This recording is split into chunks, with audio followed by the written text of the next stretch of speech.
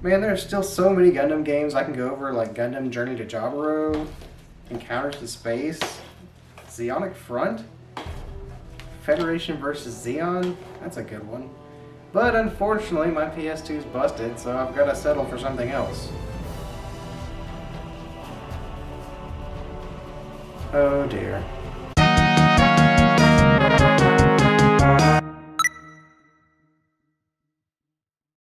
You guys remember the launch of the PS3?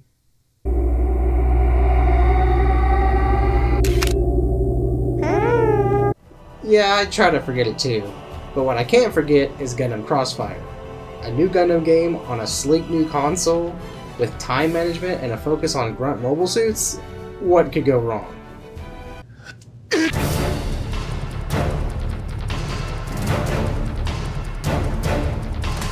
Gundam Crossfire, or Gundam Target in Sight as it was called in Japan, was developed by Bandai Namco and was released in both America and Japan in November of 2006. Unlike a lot of previous entries in the Gundam universe, this title doesn't use the typical format of following the story of a Gundam pilot, though it does follow the events of the original Gundam, where your character will participate in skirmishes leading up to the Battle of Odessa, one of the main events in the Gundam anime. You'll create a custom character that can operate any mobile suit you have in your hangar bay, but you'll have a limited time to recruit other pilots, request additional suits, and upgrade the ones you have as you battle your way through mission after mission to the final battle. What's more, you can play on both sides of the war, taking command of a platoon of either the Earth Federation or the Principality of Zeon. This also allows you to access a lot of famous grunt mobile suits of the Mobile Suit Gundam universe, and eventually make your way up to some real heavy hitters. One of the biggest factors of the game is time management.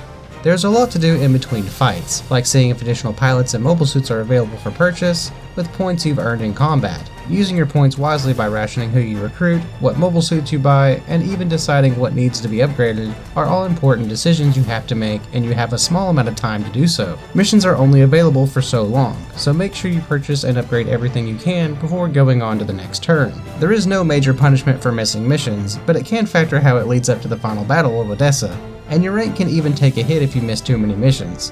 This is important because while you can take 2 additional people with you into some battles, if they outrank you, then you won't be able to issue them commands. This is a little detail I think is pretty cool, as this is how it would go on the battlefield. Time constraints also come in the form of fatigue in your pilots. Too many missions on the battlefield can have your soldiers too tired to fare well on the battleground, so having a multitude of characters as well as enough time to allow your worn down characters to rest is a bit of another key factor. I think all the time management and resource collecting is a big plus. Honestly, collecting everything and getting it ready to go before plunging into the combat is fun. The combat. If you're a lover of the heavy mechanical movement of a giant well-armored mobile suit, then Gundam Crossfire is absolutely the game for you. While I have mentioned before I like the fast-paced action of games like the Versus series and even the Gundam Musou series, the more realistic feeling that Crossfire portrays is something to be enjoyed. The sluggish pacing of getting out weapons and seeing the fearsome impact as they connect with the enemy unit is something that comes off as really satisfying. There is also the gratuitous array of armaments at your disposal, like head Vulcans, bazooka launchers, beam weaponry in the form of swords and projectiles, and even the added appeal of just wailing on another mobile suit with your bare robotic hands. And while it may not be your first option here, it is a good chance that it might be your last, because the one thing Crossfire does well is battle damage. Alongside the scratching of your paint job is the ever-looming threat of losing your mobile suit limbs. Legs can be damaged to where you're reduced to a limp, and your arms can be disconnected to where you can't even grab the weapons you have on hand. Even worse still, you can lose your head, which any Gundam fan would know that this means the loss of your main camera, which in game terms means your radar. And I gotta say, it's pretty hilarious to see you finish a mission without a head. Mission cleared. Terminating simulation. But what can happen to you can also happen to the enemy. Destroying limbs can be essential to victory, so choose your limited shots wisely. But do remember, in a lot of missions your ammo can be recovered, but your limbs can't. And this carries over to the downtime.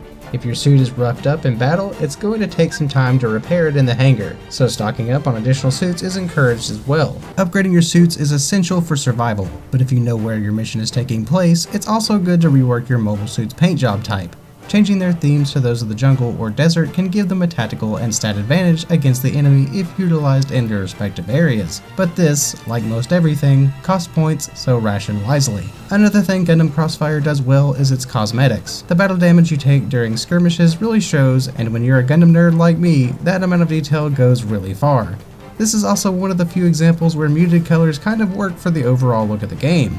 It complements the gritty look of the war-torn battlefield you're fighting in and the mobile suits you're piloting. This also brings a bigger presence to brighter colored suits like the Goof. Somehow it just comes together really well. Also, just a cool little detail here, compliments to the developers for putting a world map on the menu screen and making sure to take a chunk out of Australia. Good shout out to Operation British there. The realistic movement of the mobile suits and the detail to battle damage would almost put this game to the top of the list for me. Sadly, it's the gameplay that seems to drag this game down. Something that may already be apparent to you just by watching my game capture is that the only thing heavier than the mobile suits you pilot is that abysmal frame rate this game carries. While playing won't cause you too much of a slowdown, it's everything around you that just looks jarring. The frame rate tends to shift around to make everything just look a little off. While I do love the movement of the mobile suits, it does also kind of make everything harder to hit when combined with the shifting frame rate. Do note here that you can lock on, but I don't feel it helps all that much. While I do achieve pleasures unknown just by having mobile suits available to me like the Zaku cannon, when it comes to actually using them, it can sometimes feel almost impossible. Using these heavy weapons almost feels borderline worthless when you're taking so much fire just by aiming, and your shots all depend on the enemy completely standing still for you. Something that does sound unrealistic, but trust me, it happens more often than you'd think. The wonky movements of the mobile suits scrambling to hit each other only becomes more frustrating when you've taken so much damage that all you're left with is the ability to ram into your opponents. While it is effective, it just looks silly and takes a long time to actually down someone. So much so that you might just consider restarting the mission instead. I love the variety of weapons, but with how this game plays, only some of them seem worth using. It feels strange to praise the way the mobile suits move, but to pan the actual attacks of the suits. But trust me, it makes more sense when the controller is in your hands. That said, I think my favorite grunt mobile suit to use was the At guy. These little guys really do pull their weight when it comes to usefulness. They're fast, have a nice variety of weapons, and are just all around more mobile than most suits. But even they can't save you from just how hard this game can get. I know an ongoing point of contention from gamers is implementing an easy mode into games, but for a game like this, I'd strongly recommend starting on easy mode. This is of course suggested mostly just to alleviate the stress that comes from how easily your mobile suit can fall from taking just a few shots to the chest on any other difficulty. It's not that you can't play on higher levels, it's just that doing so and winning feels more like luck than any form of skill, or at the very least playing enough to get a good assessment of every mission you undertake. It's certainly no walk in the robot-sized park. Even with the assistance of 2 additional teammates upgrading their suits and putting them in the right environmental theme, they'll mostly just come off feeling like a minor distraction to other enemies before all sights get set on you. They certainly help to lower some of the hostile fire, but as the missions progress, you'll find your teammates getting disabled quicker and quicker. This also means their damage will also need to be tended to, which means more of the time you'll have to sacrifice to get every character back into fighting shape. All these factors mean that there's no shame in playing on easy mode. This all comes coupled together with sometimes just not knowing what to do. On the surface, the end result is just wiping out the enemy forces, but there are times where you have to clear certain objectives, like for example defending a base, which kind of just feels like you're slamming through and wrecking your own defensive position in hopes of keeping some of your base intact. You're just as likely to do as much damage to it as the enemy is. Also, there is definitely some conflicting information.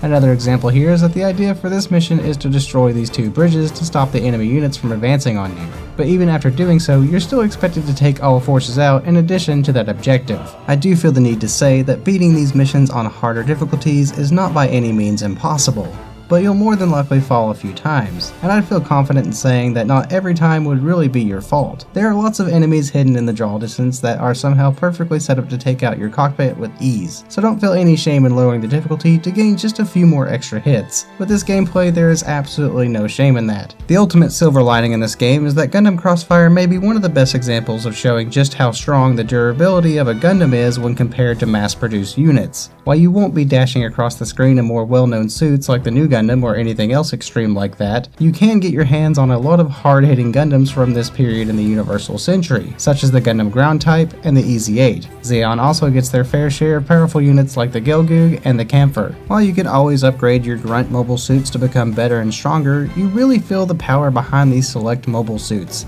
and that's something that really stands out about Gundam Crossfire.